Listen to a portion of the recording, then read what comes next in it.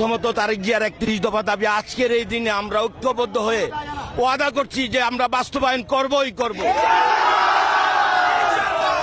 আর আমাদের মুসলিম উম্মার জন্য ফিলিস্তিনিদের যেই ঘটনা হচ্ছে আমরা সবাই মিলে যদি এটার প্রতিবাদ না করি তাহলে আমরা আর মুসলমানের কাতারে রইলাম না।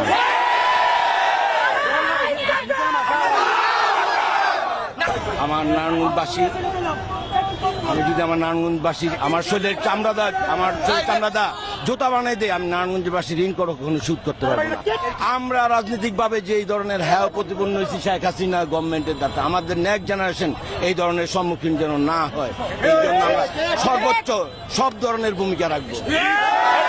আমি যদি এখানে শুয়ে পড়তে পারতাম তারপরে আমি বলতে পারতাম হ্যাঁ, এই অনুভূতি আমি এখন গিয়ে আমার মার হাতে ভাত খাবো, এটাই আমার সবচেয়ে অনুভূতি।